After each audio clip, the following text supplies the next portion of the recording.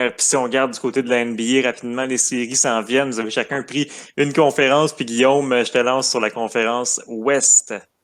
Ben, c'est sûr, on ne sait pas encore Non. les deux premiers adversaires de la position 1 et 2 parce que ça va être les matchs du tournoi Play-In ce soir. Les Lakers et les Warriors vont s'affronter. Un match qu'on aurait pu voir en finale de l'Ouest il y a eu ça quelques saisons, mais ça va être un match avec Curry LeBron assez intéressant.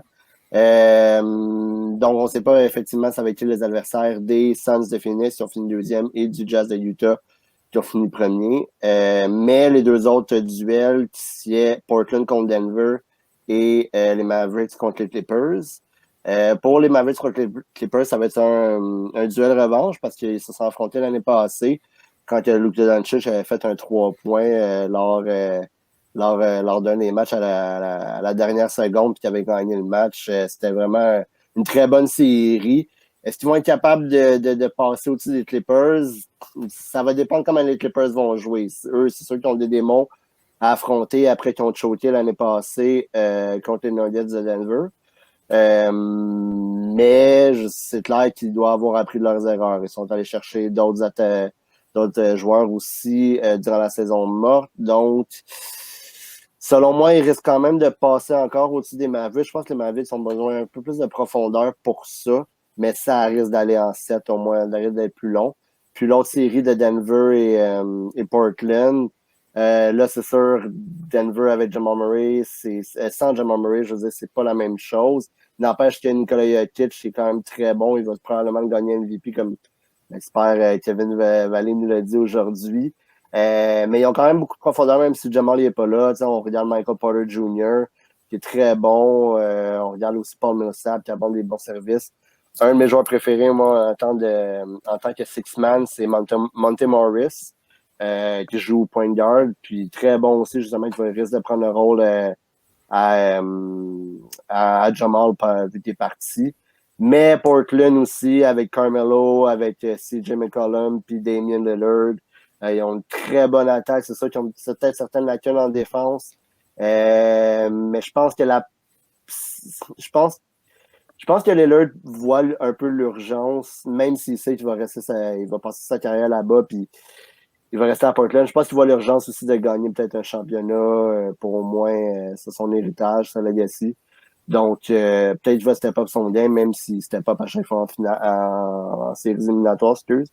Donc, ça risque d'être ça. Puis du côté, encore là, des Suns du Jazz, si c'est une des deux équipes qui vont affronter les Lakers, ben ça va être un méchant duel assez compliqué. Puis si c'est les Warriors ou les Grizzlies en ce moment qui sont en train de gagner contre les Spurs, qui devraient en théorie gagner ce match-là, ça va être aussi des bons duels, honnêtement, qui devraient aller en au moins 6-7 matchs. Certainement. Très intéressant. William, qu'est-ce que tu en penses de ton côté pour la conférence de l'Est? Ben, écoute, dans l'Est, il va rester une place. Il reste à connaître l'adversaire des 76ers. Ce sera les Wizards ou les Pacers.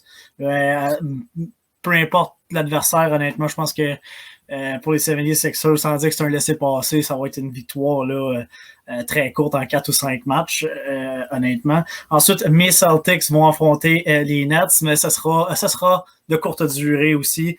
Le génie de Brad Stevens a ses limites, même si c'est un excellent entraîneur, son génie défensif est excellent. Mais la perte de Jaylen Brown va faire très, très, très mal à la formation bostonaise. Donc, est-ce à moins là, qu'on voit vraiment Tatum et Kemba élever le jeu leur craint de faire des 50-40 points par match, mais ça, j'en doute fort. Donc, les Nets, écoute, sont équipés pour veiller tard, comme le dit l'expression. Donc, devraient passer dans les autres séries. Ensuite, les Bucks de Milwaukee vont jouer contre les Heat de Miami. Ça va être quand même intéressant. 6 victoires séparent les deux équipes en saison régulière, mais le meilleur joueur des deux équipes, c'est Giannis. Donc, tu n'as pas le choix d'y aller avec les Bucks. Mais je pense que le Heat peut quand même donner une série longue là, en 6 ou 7 matchs. C'est quand même les finalistes là, de la NBA l'an passé. Ils avaient perdu en finale contre les Lakers, donc ça va être intéressant. Et ensuite, deux équipes qui ont fini 41-31 chacun, 4e et 5e. Les surprenants Knicks de New York contre les Hawks d'Atlanta. Moi, je vois une série qui va se rendre jusqu'au bout. Là, on va peut-être même s'échanger les matchs jusqu'à la toute fin. Ça va être très intéressant de voir cette série-là entre les deux équipes. Certainement, certainement. Ben écoutez, on a bien hâte de voir ça, tout ça. C'est beaucoup d'informations pour les gens qui font leur bracket, mais ça vaut la peine de tout écouter ça, puis de ressasser ça avant de faire les choix. On a encore quelques jours avant de faire les brackets sur le site web de la NBA. Merci beaucoup les gars, encore une fois, pour ce segment-là.